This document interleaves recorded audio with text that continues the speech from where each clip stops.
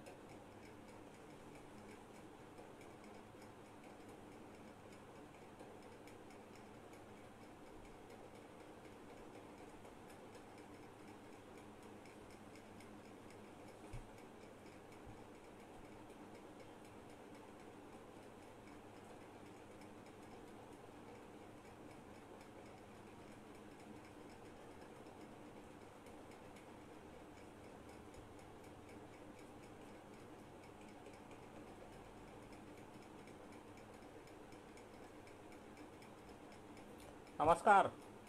आवाज येतोय?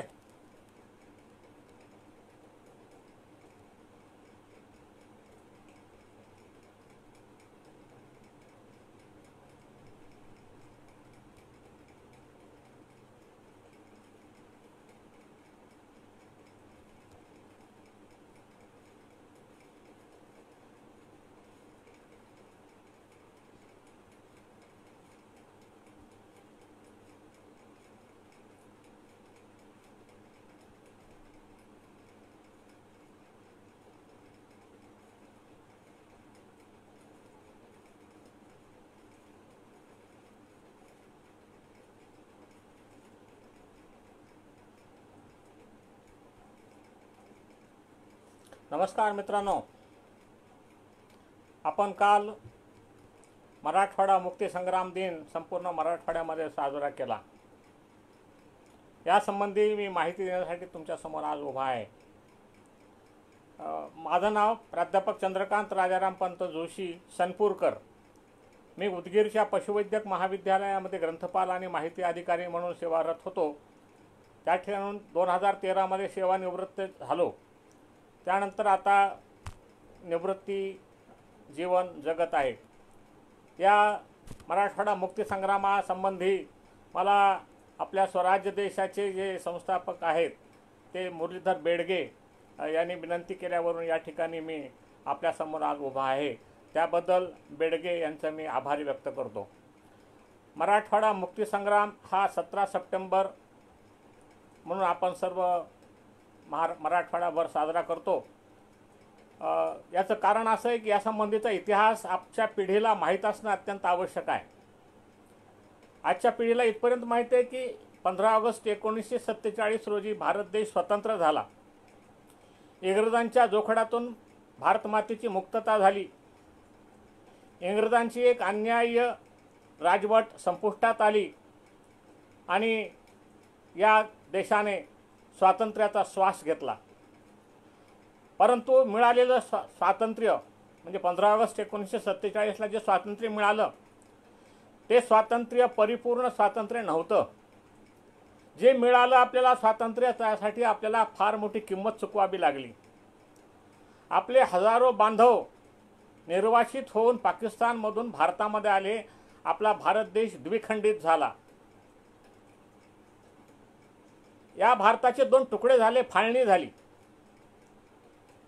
फाळणी केवळ नुसती झालेली नाही राजकीय दृष्ट्या, तर अनन्वित अत्याचार त्यावेळच्या हिंदूवर पाकिस्तानमध्ये झाले आणि खूप मोठ्या प्रमाणावर पाकिस्तानमध्ये राहणारे आपले हिंदू भारतामध्ये आले. अपेष्टा, कलह, द्वेष अशा प्रकारचं सगळं अन्याय्य प्रकारची परिस्थिती घेऊन हे बिचारे आपले निर्वासित भारतामध्ये आले आणि देशाला तरीसुद्धा परिपूर्ण स्वातंत्र्य मिळालं नाही. याचा अर्थ असा आहे की त्यावेळेला भारत देशामध्ये संपूर्ण आशिया टू हिमाचल म्हणजे काश्मीरपासून कन्याकुमारीपर्यंत हा जो आपला भारत देश आहे तो पूर्णपणे स्वतंत्र झाला नव्हता. कारण त्यावेळेला आपल्या देशामध्ये 565 असे संस्थानं राजेरजवाडे या ठिकाणी राज्य करत होते. त्यांची स्वतंत्र संस्थानं होती आणि ही सगळी संस्थानं ही ब्रिटिशांच्या अंमलाखाली होती. ते त्यांचे मांडलिक म्हणून त्यावेळेला कार्यरत होते. या सगळ्या निरनिराळ्या संस्थानांना स्वतंत्र भारतामध्ये भारतीय संघराज्यामध्ये सामील करून घेण्याचा निश्चय हा तत्कालीन प्रशासनाने घेतला होता. त्यावेळेला पंतप्रधान पंडित जवाहरलाल नेहरू हे त्या देशाचे पंतप्रधान होते आणि सरदार वल्लभभाई पटेल गृहमंत्री होते. यांच्या मार्गदर्शनाखाली या देशामध्ये असणारी सगळी संस्थानं ही भारतीय संघराज्यामध्ये सामील करून घेण्याचा प्रयत्न त्यावेळेला सुरू झाला आणि अनेक संस्थानं तेव्हा हे सगळं करत असताना जेव्हा ब्रिटिश भारत सोडून गेले त्यावेळेला त्यांनी या संस्थानापुढे जे संस्थानं त्यांचे मांडलिक होते इंग्रजांचे त्या संस्थानापुढे 3 पर्याय ठेवले होते. एक पर्याय असा होता की त्यांनी पाकिस्तानमध्ये समाविष्ट व्हावं, सामील व्हावं. दुसरा पर्याय असा होता की भारतीय संघराज्यामध्ये सामील व्हावं आणि तिसरा पर्याय असा होता की त्यांनी तटस्थ राहावं, स्वतंत्र राहावं. परंतु त्यावेळची परिस्थिती अशी होती की त्यावेळच्या अनेक संस्थानांनी भारतीय संघराज्यामध्ये विलीन करून घेण्याचा किंवा भारतामध्ये सम्मिलित राहण्याचा असा त्या ठिकाणचा त्यांनी निश्चय केलेला होता. तसं जाहीरही केलं होतं. त्यामुळे अनेक संस्थानं ही भारतीय संघराज्यामध्ये समाविष्ट झालेली होती. परंतु या 565 या संस्थानापैकी 3 संस्थानं अशी होती की ज्यांनी भारत देशामध्ये सम्मिलित होण्यामध्ये भारतीय संघराज्यामध्ये सम्मिलित होण्यासाठी नकार दिला, सामील होण्यासाठी नकार दिला. त्यामधलं पहिलं जे संस्थान होतं ते होतं काश्मीरचं संस्थान. या काश्मीर संस्थानामध्ये त्यावेळेला हरिसिंह राजा होता. राजा हरिसिंह यांचं राज्य त्या ठिकाणी काश्मीरमध्ये होतं आणि हा राजा हरिसिंह मात्र स्वतंत्र राहावं या विचारामध्ये होता. त्यावेळेची परिस्थिती अशी होती की काश्मीर संस्थान हे त्या ठिकाणी राजा हिंदू होता पण बहुसंख्याक प्रजा ही मुस्लिम होती. म्हणजे हैदराबाद संस्थान आणि काश्मीर संस्थान या दोन्ही संबंधीच्या बाबतीत बोलण्याचं झालं तर अगदी विपरीत परिस्थिती दोन्ही ठिकाणची होती. काश्मीर संस्थानमध्ये राजा हा हिंदू आणि प्रजा मात्र रयत मात्र सगळी मुस्लिम अशा प्रकारची परिस्थिती होती. तेव्हा राजा हरिसिंहाने स्वतंत्र राहण्याचा निश्चय केला होता आणि त्या दृष्टीने त्यांनी तटस्थ राहिला तो त्यावेळेला. परंतु त्याच वेळेला पाकिस्तान जे निर्माण झालं त्या पाकिस्तानची फौजा आणि काही त्यांच्या पाकिस्तानी टोळ्या या काश्मीरमध्ये घुसल्या. त्यांनी हरिसिंहाला बरखास्त करण्याचा प्रयत्न केला. म्हणजे त्या पाकिस्तानी फौजा ह्या श्रीनगरपर्यंत येण्याच्या मार्गावर होत्या. त्यावेळेला हरिसिंहाला जाग आली आणि राजा हरिसिंहानं भारताकडे विनंती केली की त्यांना भारतीय संघराज्यामध्ये सामील करून द्यावं, त्यांना संरक्षण द्यावं. त्यावेळेला भारतीय फौजा ह्या श्रीनगरमध्ये पोहोचल्या परंतु तोपर्यंत खूप उशीर झाला होता. पाकिस्तानी फौजांनी काश्मीरचा खूप मोठा भाग बळकावला होता आणि त्याही परिस्थितीमध्ये भारतीय सैनिकांनी त्यांना कडवा प्रतिकार केला आणि त्या पाकिस्तानी सैन्यांना खूप पाठीमागं लोटीत नेलं, पाठीमागं लोटलं. परंतु त्याच वेळेला हा प्रश्न आपल्या भारताचे पंतप्रधान जवाहरलाल नेहरू यांनी हा प्रश्न युनोमध्ये नेला, संयुक्त राष्ट्रामध्ये नेला. त्यामुळे या संयुक्त राष्ट्रामध्ये हा प्रश्न नेलेला असल्यामुळे हा प्रश्नाला त्यांनी जैसे थेचे आदेश दिला. म्हणजे संयुक्त राष्ट्रसंघानं सांगितलं की ज्या ठिकाणी जी परिस्थिती असेल त्या ठिकाणी हे थांबलं पाहिजे. त्यामुळं पाकिस्तानचं सैन्य जे काश्मीरमध्ये खूप मोठ्या प्रमाणात आतमध्ये घुसलेलं होतं ते सैन्य त्याच ठिकाणी थांबलं. भारतीय सैन्याला मात्र माघार घ्यावी लागली. आजही पाकव्याप्त काश्मीर नावाचा जो भाग आहे जी आपली भारताची डोकेदुखी आहे, आजही ती डोकेदुखी आहे पाकव्याप्त काश्मीर. या पाकव्याप्त काश्मीरमधून आजही पाकिस्तानच्या भारताच्या विरोधी कारवाया चालू आहेत. हे आपल्याला दैनंदिन वर्तमानपत्रामधून बातम्यामधून आपण पाहतो आहोत. त्या पाकव्याप्त काश्मीर हा त्यांनी काबीज केलेला होता. त्या ठिकाणी तडजोड होऊन भारतीय सैन्याला त्या ठिकाणी पाठीमागं घ्यावं लागलं आणि राजा हरिसिंह हा त्यावेळेला राजा हरिसिंह त्या ठिकाणी संयुक्त राष्ट्र आपल्या भारत देशामध्ये सम्मिलित होण्याला राजी झाला आणि काश्मीर संस्थान हे भारतामध्ये काही अंशी काश्मीर संस्थान हे भारतामध्ये विलीन झालं. दुसरं जे संस्थान होतं ते जुनागडचं संस्थान होतं.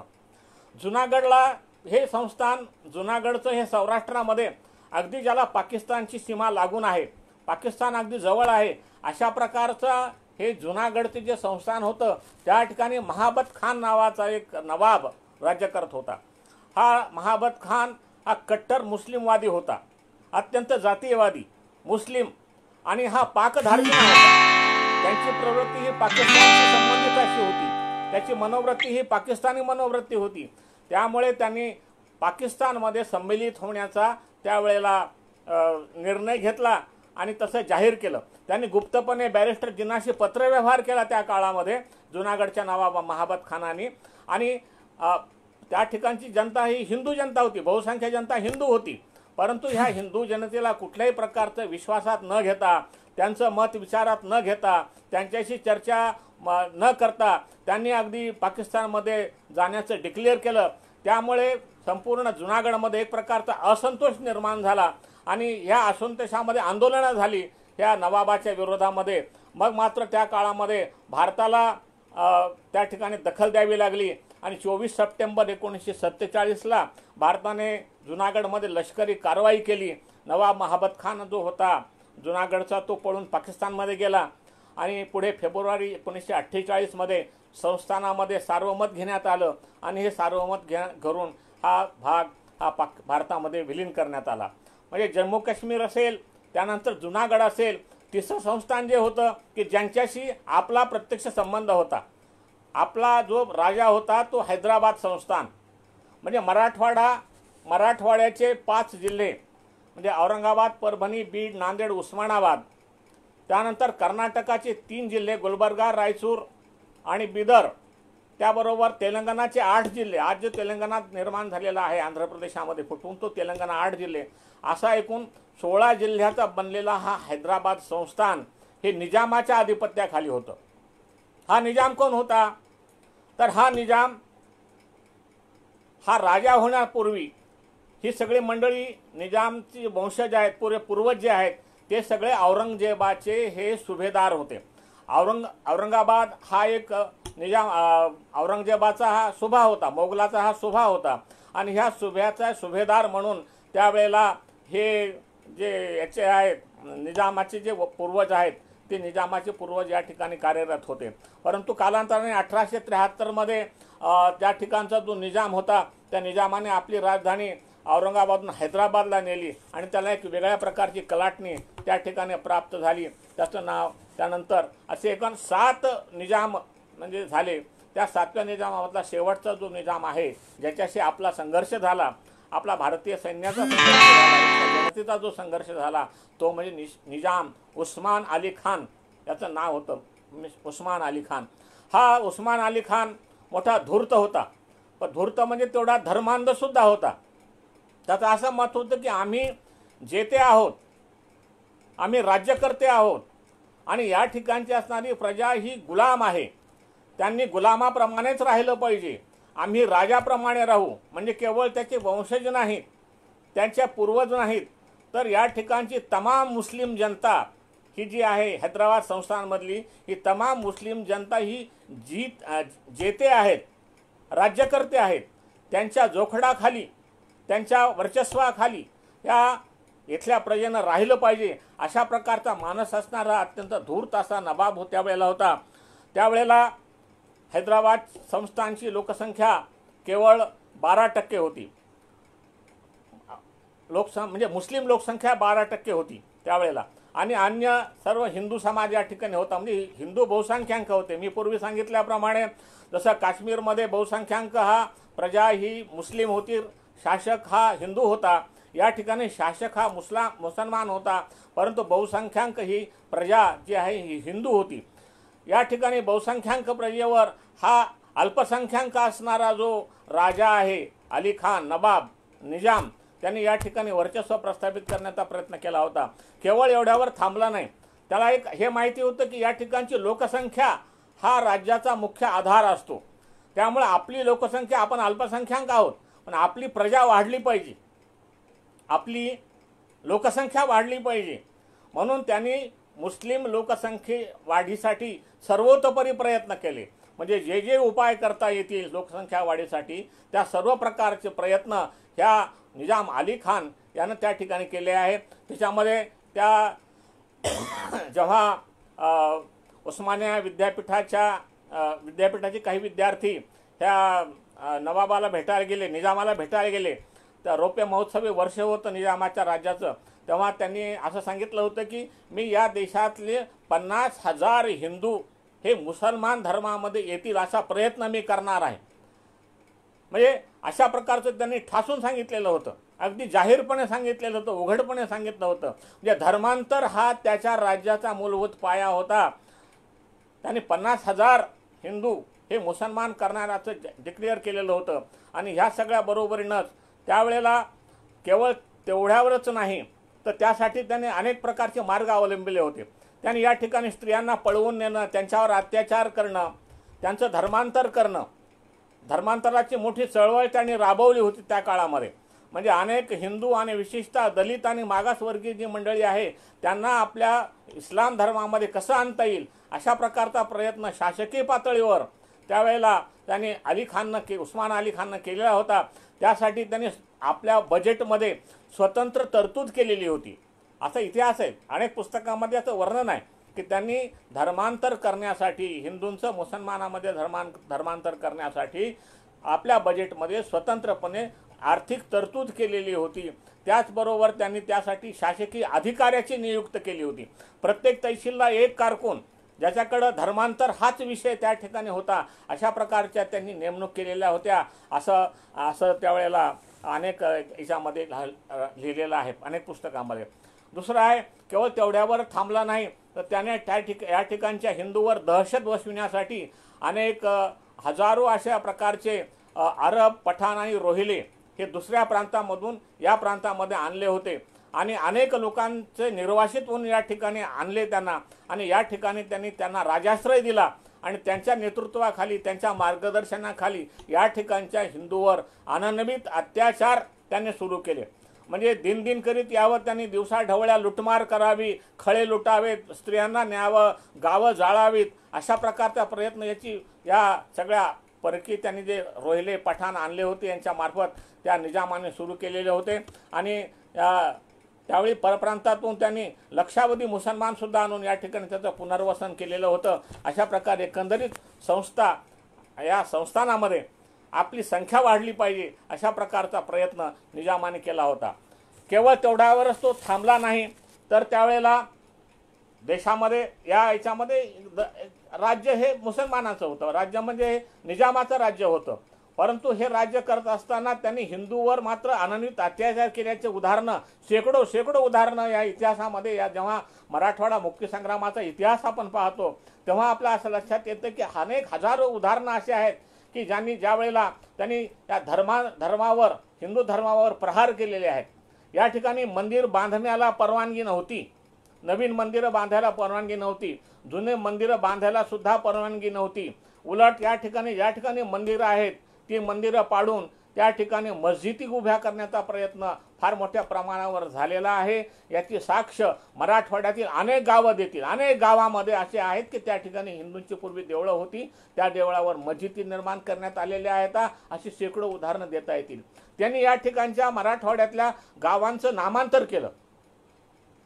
म्हणजे हिंदू नामांतर जे असतील, समजा अंबाजोगाई हे हिंदूचं दैवत आहे. अंबाबाई तिच्या नावानं असलेलं अंबाजोगाई या गावाचं नाव मोमिनाबाद केलं. त्याने धारूरचं नाव पुन्हा बदलून टाकलं, औरंगाबादचं नाव बदलून टाकलं. अशा प्रकारचे अनेक, धाराशिवचं नाव बदल, उस्मानाबाद जिल्हा, धाराशिव जे नाव होतं ते बदलून त्या ठिकाणी त्यांनी उस्मानाबाद हे नाव केलं. अशा प्रकारे अनेक गावांची नामांतरं जी झालेली आहेत इस्लामी नावाने त्या काळामध्ये, या निजामाच्या काळामध्ये मोठ्या प्रमाणावर झालेली आहेत. त्याचबरोबरची उर्दू भाषा, आपली बहुसंख्याक असणाऱ्या इथल्या प्रजेची भाषा ही मराठी भाषा होती. परंतु या ठिकाणी उर्दू भाषेची सक्ती सर्वदूर होती. शासनामध्ये उर्दू भाषेचा प्रभाव होता. उर्दू भाषेच्याच माध्यमामधून सर्व प्रकारचा कारभार या ठिकाणी चालत होता आणि उर्दू भाषा या ठिकाणच्या शिक्षणाचं माध्यम होतं. प्राथमिक शिक्षणापासून ते उच्च शिक्षणापर्यंत म्हणजे विद्यापीठीय शिक्षणापर्यंत सर्वदूर उर्दू भाषा ही त्यावेळची प्रचलित भाषा होती. आपल्याला माहिती आहे की अनेक जुनी कागदपत्र जे आहेत आपल्या पाहण्यामध्ये ते अनेक कागदपत्र उर्दू भाषेतून आहेत. माझ्याकडं आमच्या शेताचा बैनामा आहे, खरेदी खत आहे, ते खरेदी खत हे उर्दू भाषेमधून नाही. ही गोष्ट 1950ची आहे, 1950ची गोष्ट. त्यापूर्वी असणारे सगळे कागदपत्र आजही निरनिराळ्या शासकीय दस्तऐवज हे जे आहेत हे उर्दू भाषेमध्ये असल्याचं आपल्याला लक्षात येतं. आणि या उर्दू भाषेचा प्रभाव त्या ठिकाणी होता. त्या शाळेमधून त्यांनी केवळ शिक्षण दिलं नाही तर ह्या शाळेमध्ये असणाऱ्या विद्यार्थ्यांसाठी ड्रेस कोड जो होता, त्या ठिकाणचा गणवेश होता, हा गणवेश सुद्धा इस्लामी गणवेश किंवा मुसलमानी गणवेश घालून येण्याची सक्ती त्यावेळेला शाळेतून केलेली होती. दुसरी गोष्ट, व्यक्ती स्वातंत्र्यावर तर बंधनं एवढी होती की अभिव्यक्ती स्वातंत्र्य त्यावेळेला अजिबात नव्हतं. म्हणजे एकाधिकारशाही ज्याला आपण म्हणू, एक सरंजामशाही ज्याला आपण म्हणू, अशा प्रकारची एकाधिकारशाही सरंजामशाही ही त्या निजामाच्या काळामध्ये होती. त्यावेळेला अभिव्यक्तीवर बंदी होती. सभा संमेलनं त्यावेळेला घेता येत नव्हते. जाहीर संमेलनं किंवा तुम्हाला एखादा मत व्यक्त करण्याचा अधिकार त्यावेळेला हा या ठिकाणी प्रजेला नव्हता. त्या ठिकाणचे सांस्कृतिकदृष्ट्या या ठिकाणचा समाज, या ठिकाणची प्रजा ही अत्यंत बंदिस्त अवस्थेमध्ये होती. या ठिकाणचे सण आणि उत्सव सुद्धा जाहीरपणे हे साजरे करता येत नव्हते. दार बंद करून एखाद्याने पूजा अर्चा करायची असेल, एखाद्या देवाची भक्ती करायची असेल, भजन करायचं असेल तर ते सार्वजनिक नाही तर दार बंद करून केलं जावं. गणपती पूजा हे गणेशोत्सवाला बंदी होती. त्या आपल्या घरामध्ये त्यावेळेला एक सभा, हे धार्मिक कार्यक्रम आणि सणवार साजरे करावे अशा प्रकारचं हे सगळं त्या परिस्थिती होती. आणि सर्वदूर नोकऱ्यामध्ये जे आहे सगळ्या पदावर हे मुसलमानांची भरती मोठ्या प्रमाणावर होती. मुसलमान लोक हेच त्या ठिकाणचे प्रशासकीय अधिकारी मोठ्या प्रमाणावर होते. आणि त्यांच्या हाताखाली मात्र काही हिंदू समाजातील काही जे हुशार आणि अभ्यासू जी मंडळी आहे किंवा जी थोडीफार शिक्षण घेतलेली मंडळी आहे ती थोडीफार त्यांच्या हाताखाली होती. परंतु मोठ्या हुद्द्यावर मात्र ही मुसलमान मंडळी असायची. आणि हे सगळ्या मुसलमान मंडळीचे लागे बांधे हे मात्र त्या निजाम सरकाराशी होते असं सांगता येते. आणि हे अनियमित अत्याचार करत असताना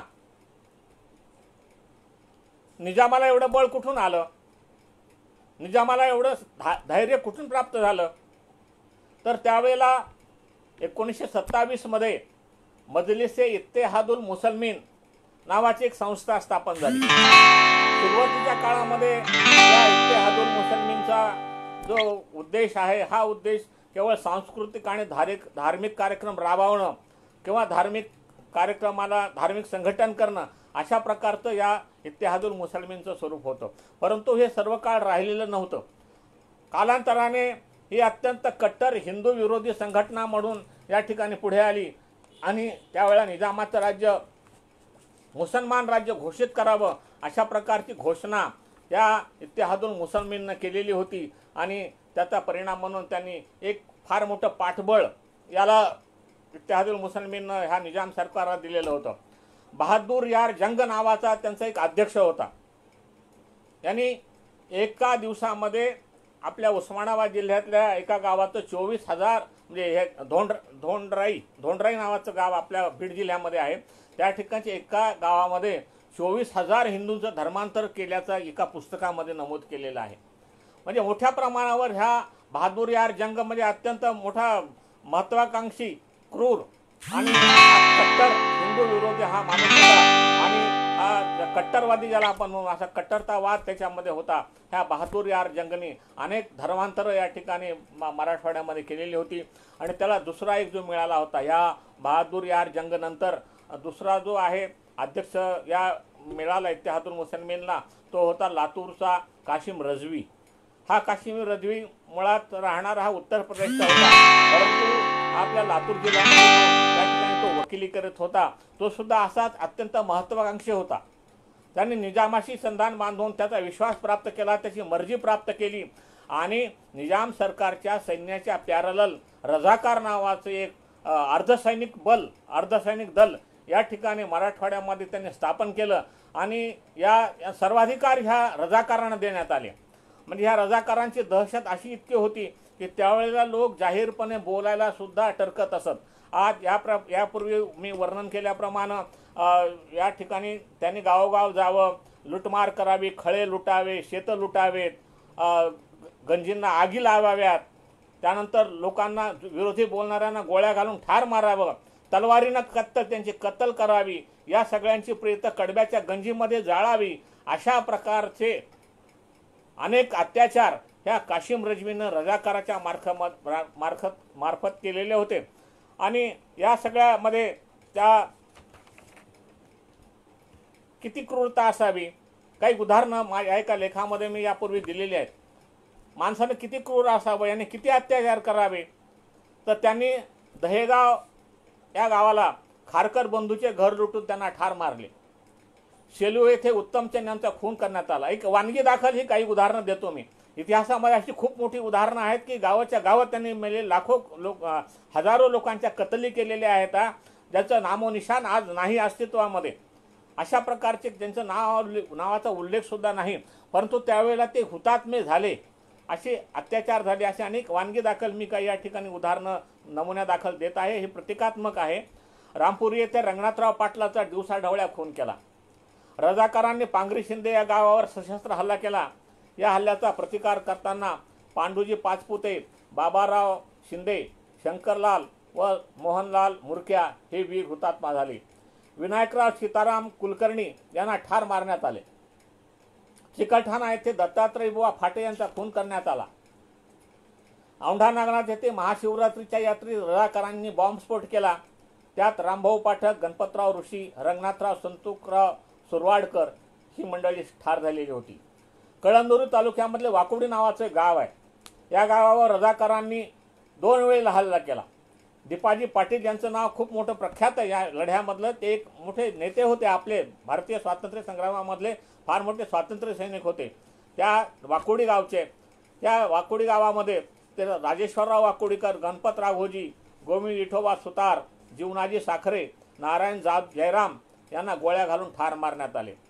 इकडे जिंतूर तालुक्यामधील वसा या गावी खान आलम नावाच्या गुंडाने विठ्ठल सुतार यांचा शिरच्छेद केला, तर विश्वनाथ देशपांडे यांना गोळी घालून ठार मारले.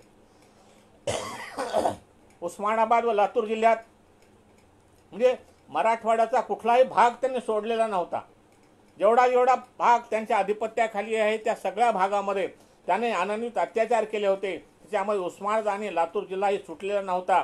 या निजामी पोलिसांच्या बरोबरीने रजाकारांनी हिंदूवर अनन्वित अत्याचार केले. किल्लारीच्या माधवराव बिरादार, यादवराव पाटील, राम भोसले, महादप्पा दलाल यांनी लातूरच्या टावरवर तिरंगा फडकविला म्हणून त्यांना ठार मारण्यात आलं. आळंगा येथे शंकर मुगळे, हंद्राळ्याला गोपाळराव मुगळीकर, गोविंदराव देशमुख यांना रजाकारांनी मारले. हनुमंत बिराजदार यांना जिवंत जाळले, तर अप्पाराव बिराजदार यांना नळदुर्ग येथे मारहाण करून ठार मारले. रजाकारांनी कवळखेडवर हल्ला केला. तेथे महालिंगप्पा व विश्वनाथ या मुलांना एकत्र बांधून गोळ्या घातल्या. रजाकारांनी तोंडचीरवर हल्ला करून हनुमंत आगरे व देवराव या 2 तरुणांना गोळ्या घातल्या. कुमदाळ येथे मुक्ती सैनिकांनी रजाकारांची कत्तल केली होती. कवळखेड, रामघाट व तोंडचीरच्या 72 स्वातंत्र्य सैनिकांनी गनिमी काव्याने रजाकाराशी त्यावेळेला लढा दिला होता व त्यांना पिटाळून लावलं होतं. अत्याचार करणाऱ्या गुंडांना रामकृष्ण मोरे, दत्तूगीर, यशवंत वायगावकर यांनी ठार केलेले होते. या चकमकीत तोंडचीरच्या करबसव्वा चिल्लरगे व डॉक्टर चन्नप्पा यांना वीरगती प्राप्त झाली होती. मेहकर येथे झालेल्या चकमकीत मुक्तीसैनिक यशवंत वायगावकर ठार झाले. शंभू उंबरगा जवळच्या महादेववाडीवर रजाकारांनी रात्रीच्या वेळी हल्ला केला, परंतु त्या ठिकाणी आपल्या हिंदूंनी माळवदावर जमा करून ठेवलेल्या दगडाचा मारा करून त्यांना पिटाळून लावले होते. नेत्रगाव जे आहे आपल्या उदगीरच्या जवळ नेत्रगाव आहे पाटील, नेत्रगावच्या केशवराव पाटलांनी निजाम सरकारतर्फे शेतसारा वसूल करण्याचं नाकारलं होतं. म्हणजे हे त्या ठिकाणी यांच्याकडे शेतसारा वसुलीचं काम होतं, पटवारी होती, पांडेपण होतं. त्यांनी दुष्काळी परिस्थितीमध्ये मी या लोकांकडून, माझ्या जनतेकडून शेतसारा वसूल करणार नाही अशा प्रकारचा फतवा काढला होता. त्यांनी शेतसारा वसूल करायला नकार दिला होता. त्यावेळेला निजाम सरकारने त्याच्या विरुद्ध कारवाई केली आणि त्यांना दिसेल तिथे गोळी घाला अशा प्रकारचा आदेश दिला. त्यांची पटवारगिरी रद्द करण्यात आली होती आणि त्यांना पैशाच्या स्वरूपामध्ये दंड आकारला होता. इकडे नांदेड जिल्ह्यामध्ये काय झालं, नांदेड जवळच्या पारडी येथे मोतेजी मल्हारी, चंपती दत्तोजी, लक्ष्मण भुजा, किशन दगडू या मुक्ती सैनिकांना निजामी सैन्याने गोळ्या घालून मारले. बामणी या गावी विठ्ठलराव देशपांडे, रामकृष्ण जोशी यांना कडब्याच्या गंजीत जाळून मारलं. चित्रागिरी तांडा, चेंदगी तांडा, रामेश्वर तांड्यावर चंद्रू नाईक, लालासिंग लमान, लखमा नाईक व आनंदा राठोड हे रझाकाराशी झालेल्या चकमकीत ठार झालेले होते. येहळेगाव तुकाराम येथील नाना पाटील, मोतीराम जाधव, उमाजी वानखेडे यांना रझाकारांनी तलवारीने कापून काढले. कल्हाळी, सावरगाव, कोंडलवाडी, अर्जापूर, इस्लापूर, नांदेड, उमरी, टेळकी, डोरली, निवघा, पाटणूर या ठिकाणी रझाकार आणि निजामी सैनिक व पोलीस यांच्याशी झालेल्या चकमकीत शेकडो मुक्ती सैनिकांना हुतात्म्य पत्करावे लागले होते. शासन दरबारी नोंद नसलेल्या अनेक अनामवीरांनी या ठिकाणी निजामाच्या जुलमी राजवटीविरुद्ध स्वातंत्र्य युद्ध पुकारलेले होते. हे सगळं केवळ इथंच नाही तर औरंगाबाद जिल्ह्यामध्ये सुद्धा अनन्वित अत्याचार झालेले होते. आणि या सगळ्याचा परिपाक म्हणून या ठिकाणची जनता जागृत झालेली होती. त्यांना या देशामध्ये आपलं संरक्षण, या प्रांतामध्ये आपलं संरक्षण केलं पाहिजे अशा प्रकारची जाणीव झाली. त्यांच्यामध्ये एक जागृती निर्माण झाली आणि त्याचं बहुतेक पुष्कळचं श्रेय त्यावेळेला 3 पातळीवर या इतिहासामध्ये मराठवाडा मुक्तीसंग्रामाचा इतिहास जेव्हा आपण पाहतो तेव्हा त्यावेळेला हिंदू महासभा, आर्य समाज आणि स्टेट काँग्रेस या 3 संघटनांनी मोठ्या प्रमाणावर सत्याग्रह करून आणि वेगवेगळ्या मार्गाने या निजामाच्या सरकारच्या विरुद्ध लढा दिला होता. त्यामध्ये आर्य समाज हा जो होता, हे आर्य समाज हा अखिल भारतीय स्तरावरचा दयानंद सरस्वती यांनी स्थापन केलेला आर्य समाज हा अखिल भारतीय स्तरावरचा असलेली संघटना. या संघटनेने या मराठवाड्यामध्ये अनेक हजारो असे 40,000 त्यांनी आर्य समाजी निर्माण केले होते. त्यांच्यावर संस्कार केले होते की अन्याय अशा निजामाच्या राजवटीला आपण विरोध केला पाहिजे. त्यासाठी खूप मोठा सत्याग्रह त्यावेळेला याला झाला होता. हैदराबादला खूप मोठा सत्याग्रह झाला. अनेक आर्य समाजी सत्याग्रही त्या सत्याग्रहामध्ये सामील होते. दुसरं होतं हिंदू महासभा. स्वातंत्र्यवीर सावरकरांच्या प्रेरणेमधून अनेक हिंदू महासभेच्या कार्यकर्त्यांनी या ठिकाणी प्रत्यक्षपणे ह्या आंदोलनामध्ये सहभाग नोंदवला होता. हैदराबादला जे सत्याग्रह झाले किंवा निरनिराळ्या ठिकाणी जे सत्याग्रह झाले त्या सत्याग्रहामध्ये हिंदू महासभेच्या कार्यकर्त्यांनी स्वतःची नोंद केलेली आहे. दुसरा होता की स्टेट काँग्रेसची स्थापना झालेली. 1937ला मराठवाड्यामध्ये स्टेट काँग्रेसची सत्ता झाली. या देशामध्ये प्रजासत्ताक राज्य निर्माण व्हावं, या ठिकाणी जनतेचं राज्य निर्माण व्हावं, या ठिकाणची सरंजामशाही नष्ट व्हावी, या ठिकाणची एकाधिकारशाही नष्ट झाली आणि या ठिकाणच्या जनतेला समान न्याय मिळाला पाहिजे अशा प्रकारचा आग्रह धरणारी स्टेट काँग्रेस त्यावेळेला 1937 मध्ये स्थापन झाली होती. या स्टेट काँग्रेसच्या नेतृत्वाखाली त्यावेळेला 3 काँग्रेस होत्या. एक तर तामिळ भाषिकांची होती, एक तेलुगू भाषिकांची होती, एक मराठी भाषिकांची महाराष्ट्र स्टेट काँग्रेस होती. पण ह्या तिन्ही निरनिराळ्या भाषा बोलणाऱ्या सगळ्या ज्या परिषदा आहेत त्यांचं एकत्रित करून स्टेट काँग्रेस एकच स्थापन झालेली होती. या स्टेट काँग्रेसचं पहिलं अधिवेशन हे परतूरला 1937ला परभणी जिल्ह्यातल्या परतूरला या ठिकाणी संपन्न झालेलं होतं आणि परभणीचे ॲडव्होकेट गोविंदराव नानल हे त्या परिषदेचे अध्यक्ष झालेले होते. या गोविंदराव नानलांच्या नेतृत्वाखाली पहिला सत्याग्रह हा हैदराबादच्या सुलतान बाजार इथे संपन्न झाला. हा सत्याग्रहामध्ये पहिली जी तुकडी होती सत्याग्रहाची त्याच्यामध्ये गोविंदराव नानल स्वतः होते. त्यानंतर भगवानराव देशपांडे चारठाणकर, गोपाळराव बारमिंड परभणीचे, श्रीनिवासराव बोरीकर, हैदराबादचे रवी रेड्डी आणि गुलबर्ग्याचे जनार्दन देसाई यांनी त्या ठिकाणी सहभाग नोंदवला होता आणि त्या ठिकाणी निजामाच्या विरुद्ध त्यांनी त्या ठिकाणी सत्याग्रह केला आणि परिणामतः सत्याग्रहाला त्या ठिकाणी विरोध झाला, लाठीमार झाला, त्यांना अटक करण्यात आली आणि त्यांच्यावर देशद्रोहाचा खटला भरण्यात आला. देशद्रोह कोणता देशद्रोह? निजाम सरकारच्या विरुद्ध सत्याग्रह केल्याचा हा द्रोह त्यांच्या दृष्टीने हा देशद्रोह. निजाम सरकारने त्यांना देशद्रोहाचा म्हणून त्या ठिकाणी अटक केली, त्यांच्यावर खटला भरला. त्यावेळेला इंग्रज सरकारचं धोरण असं होतं की त्यांनी प्रिन्सेस प्रोटेक्शन ॲक्ट नावाचा ॲक्ट त्या ठिकाणी पारित केला होता. आता हा प्रिन्सेस प्रोटेक्शन ॲक्ट काय आहे तर इंग्रजांच्या आधिपत्याखाली असणारी जी अनेक संस्थानं आहेत, या संस्थानांमध्ये कोणीही त्या संस्थानाच्या विरुद्ध गडबड करू नये, कोणीही त्याच्या विरुद्ध उभा राहू नये, कोणीही त्यांच्या विरुद्ध बोलू नये, हा राजद्रोहाचा गुन्हा समजला जाईल अशा प्रकारचा फतवा किंवा अशा प्रकारचा प्रिन्सेस प्रोटेक्शन ॲक्ट हा इंग्रजांनी पारित केलेला होता. आणि याच्यामध्ये अशी तरतूद होती की जे राजद्रोह करतील, जे संस्थानांच्या विरुद्ध कारवाई करतील, जे संस्थानाच्या विरुद्ध काहीतरी बोलतील किंवा ॲक्टिव्हिटीज करतील, त्या सगळ्या ॲक्टिव्हिस्टना या गोळ्या घालून ठार मारायचं किंवा त्यांना तुरुंगवासामध्ये फाशीची सजा द्यायची, अशा प्रकारची तरतूद ही त्या प्रिन्सेस प्रोटेक्शन ॲक्ट खाली होती. आणि निजाम सरकारचा असा प्रयत्न होता की हा जो पहिला जथ्था सत्याग्रहींचा त्या ठिकाणी गेला आपल्या मराठवाड्यामधून गोविंदराव नाणार यांच्या नेतृत्वाखाली, त्यांच्यावर त्यांनी ते कलम लावलं आणि हा खटला त्या इंग्रज सरकार शासनाच्या न्यायालयामध्ये गेला. आणि त्या निजामाचं दुर्दैव असं की त्यावेळेला हा खटला त्या ठिकाणी मात्र टिकू शकला नाही आणि त्या ठिकाणी त्यांना बरी करण्यात आलं, म्हणजे त्या ठिकाणावर त्यांची मुक्तता करण्यात आली त्या सत्याग्रहींची. पण सत्याग्रह मात्र सर्व ठिकाणी हा चालूच होता. यावेळेला अनेक स्वातंत्र्य सैनिकांची भरती या ठिकाणी स्टेट काँग्रेसच्या झेंड्याखाली अनेक एकत्र आले. स्वामी रामानंद तीर्थांचं नेतृत्व या स्टेट काँग्रेसला मिळालं. त्या स्वामी रामानंद तीर्थासारख्या अत्यंत तपस्वी आणि अभ्यासू अशा मार्गदर्शनाखाली या ठिकाणची जनता एकत्र आली, या झेंड्याखाली स्टेट काँग्रेसच्या झेंड्याखाली एकत्र आली. आणि त्यावेळेला त्यांनी या सशस्त्र लढा देण्याचं त्या ठिकाणी ठरवलं होतं. केवळ वाटाघाटीकडून चालणार नाही, ठोसा दिला पाहिजे. आपण या ठिकाणी तयारी केली पाहिजे. त्या दृष्टीने त्यांनी ग्रामरक्षक दलं अनेक गावामध्ये स्थापन केलेली होती आणि या ग्रामरक्षक दलांच्या स्वयंसेवकांना सशस्त्र शिक्षण, शस्त्र चालवण्याचं शिक्षण, आत्मसंरक्षणाचं शिक्षण त्यावेळेला देण्यात आलं होतं. ह्या शस्त्र चालवायला किंवा ही संघटना करायला तर निजाम सरकारमध्ये हैदराबाद स्टेटमध्ये त्यावेळेला बंदीच होती. परंतु या सगळ्याचं प्रशिक्षण केंद्र ही निजामाच्या राज्याची जी सीमा आहे त्या सीमेच्या बाहेर अशी प्रशिक्षण केंद्र उघडण्यात आलेली होती. त्याच्यामध्ये आपल्याला माहिती विदर्भामध्ये उमरखेड आपल्या नांदेड जिल्ह्याला लागून आहे, त्या ठिकाणी एक प्रशिक्षण कॅम्प होता.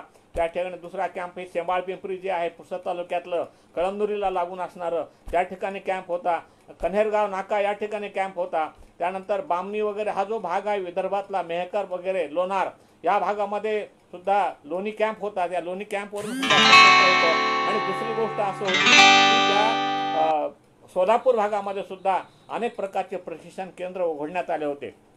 या केंद्रामधून या सगळ्या आंदोलनकर्त्यांना, या सगळ्या स्वातंत्र्य सैनिकांना शस्त्र चालवण्याचं शिक्षण हे देण्यात येत होतं.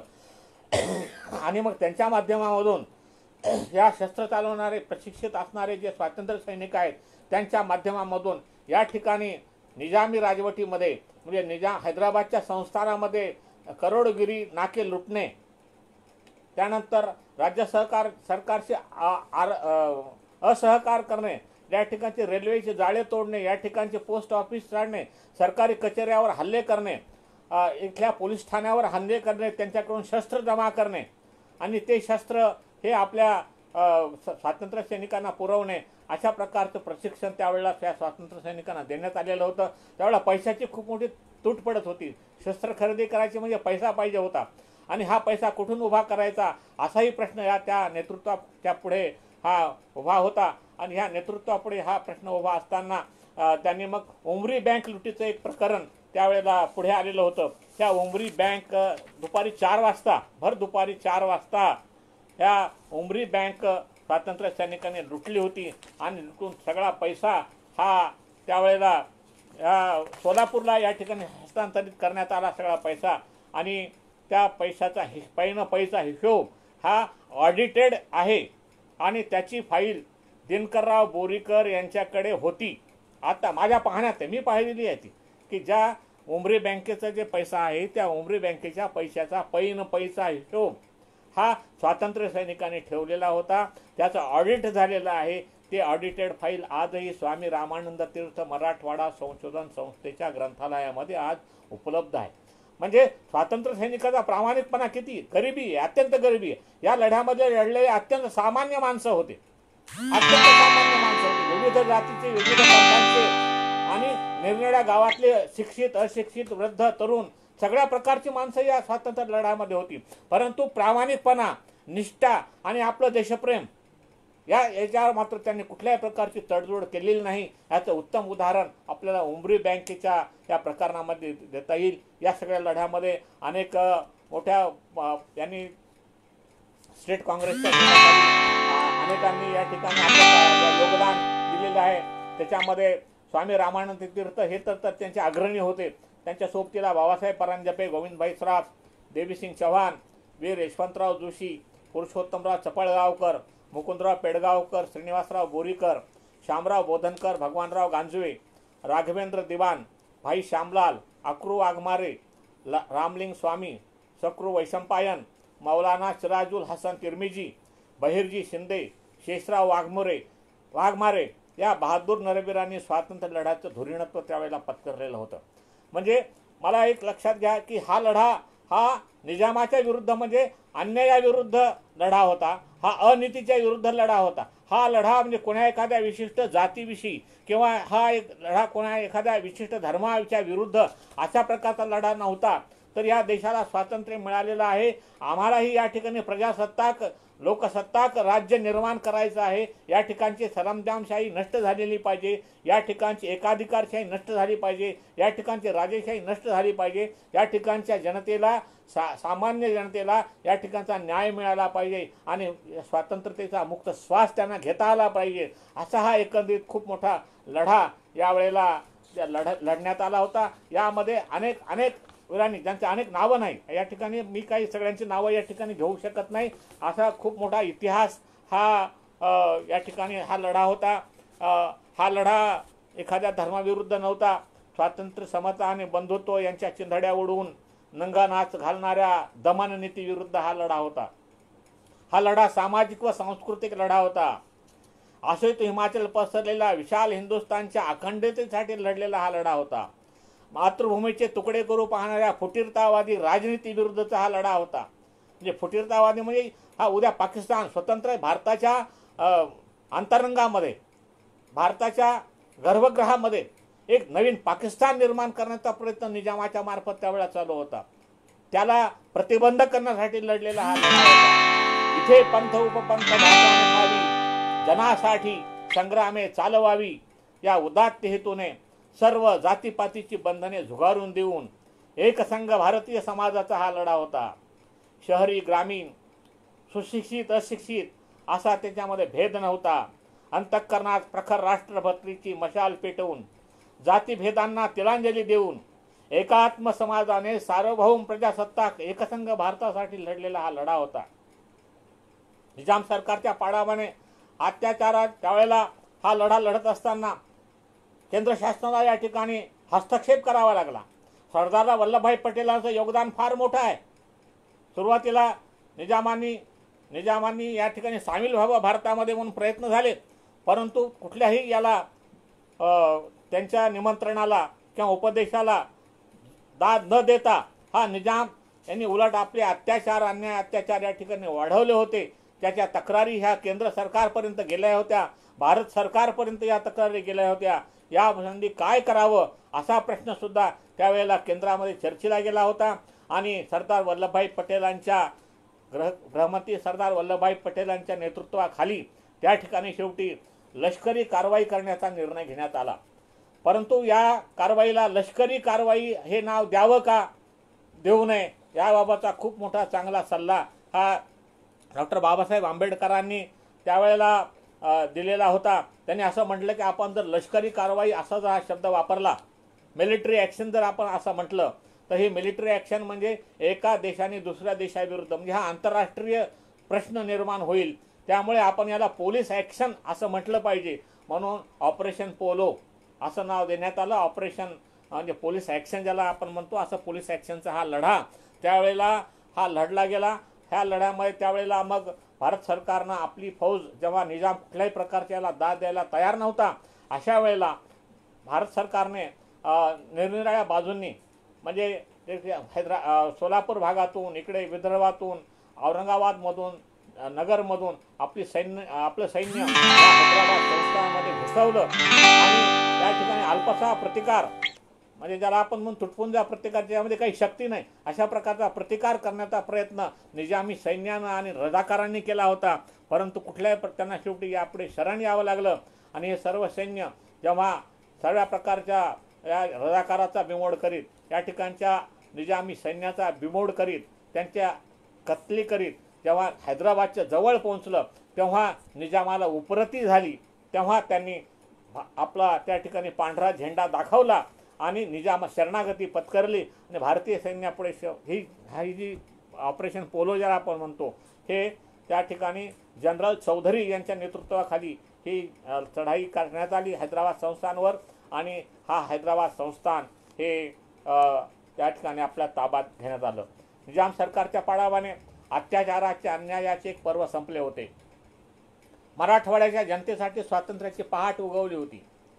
त्या दिवशी पूर्व क्षितिजावर आलेल्या सूर्योदयाला लाल रंगाची छटा होती. देशाच्या अखंडतेसाठी आपल्या रक्ताचे अर्धे अर्पण करणाऱ्या हजारो ज्ञात अज्ञात नरवीरांच्या रक्तांचा रंग या सूर्योदयाला होता. पारतंत्र्याची काळ रात्र संपली होती. अन्यायाचा, अत्याचाराचा शेवट झाला. स्वतंत्र सार्वभौम प्रजासत्ताक भारताच्या अस्मितेचा नवा सूर्य उगवला होता. स्वातंत्र्याला 74-75 वर्ष पूर्ण झालेली आहेत, परंतु आजही देशापुढची आव्हानं संपलेली नाहीत. नवीन नावे, नवी रूपे घेऊन विघटनवादी शक्ती देशाच्या अखंडतेला तडा देण्याच्या प्रयत्नात आहेत. कुठे जातीचा अभिनिवेश तीव्र करून, कुठे धर्माचा आधार घेऊन, किंवा प्रांत व भाषेचा प्रश्न निर्माण करून एकसंघ भारतीय समाजाला छिन्न विछिन्न करण्याचे प्रयत्न होत आहेत. एकात्म समाज जीवनाचा विचार कालबाह्य होत आहे. अखंड भारताचं चित्र धुसर होत चाललं आहे. जात, पक्ष, पंथ यांचा संकुचित विचार प्रबल करून एकात्म समाज जीवनाच्या विचाराला तिलांजली देण्याचा प्रयत्न या ठिकाणी आज होत आहे. परकीय ब्रिटिशाविरुद्ध लढलेला लढा असो किंवा जात्यांध निजाम राजवटीविरुद्ध लढलेला लढा असो, हा कशासाठी होता आणि आपल्याला काय करायचे आहे याचे चिंतन करण्याची आज गरज आहे. प्रखर राष्ट्रवादी भारतीय जनतेने आत्मपरीक्षण करून स्वातंत्र्यासाठी बलिदान करणाऱ्या आपल्या पूर्वजांचे अंतःकरणपूर्वक स्मरण करण्याची आज गरज आहे. त्यांचे या मातृभूमीच्या अखंडतेचे स्वप्न साकार करण्यासाठी एकसंघ भारतीय समाजाचे चित्र आपल्या नजरेपुढे ठेवण्याची व त्या दृष्टीने आपले आचार व विचार करण्याची गरज आज आपल्यापुढे आहे. एवढेच नाही तर स्वातंत्र्यासाठी बलिदान केल्याच्या हुतात्म्यांना श्रद्धांजली अर्पण करण्यासाठी होईल. आपसातले जातीभेद, पंथभेद, इथे पंथ उपपंथ भाषा न ठावी, हे एकच भाषा, इथं जात नाही, कुठल्याही प्रकारचा भेदभाव नाही. एकसंघ आपण भारतीय आहोत आणि या भारताच्या एकात्मतेला बाधा आणणाऱ्या ज्या ज्या शक्ती असतील, जे प्रयत्न असतील, ते प्रयत्न या ठिकाणी आम्ही एक भारतीय म्हणून हाणून पाडले पाहिजेत. अशा प्रकारचं आत्मपरीक्षण भारतीयांनी करण्याची आज गरज आहे. कुठल्याही संकुचित जातीयवादी किंवा संकुचित पंथवादी, संकुचित प्रांतवादी विचारांना थारा न देता एकसंघ भारताचं चित्र आपल्या नजरेसमोर ठेवून हा भारत देश हा अखंड राहिला पाहिजे. सर्व प्रकारची आव्हानं आज आपल्या सीमेवर, अनेक प्रकारची आव्हानं आपल्या पुढे आहेत, देशापुढे आहेत. या सर्व आव्हानांना जर आपल्याला मुकाबला करायचा असेल तर आपल्या हुतात्म्य पत्करलेल्या स्वातंत्र्यासाठी हुतात्म्य पत्करलेल्या अनेक नरवीरांच्या स्मृती जागृत करून, त्याचं चिंतन करून, आपण त्यांना श्रद्धांजली अर्पण करून यापुढची आपल्या देशाच्या विकासाकडे आपली वाटचाल निश्चितपणे केली पाहिजे. हीच खऱ्या अर्थानं ह्या मराठवाडा मुक्तीसंग्राम दिनाच्या निमित्ताने त्यांना भावपूर्ण श्रद्धांजली होईल असं म्हटलं येईल.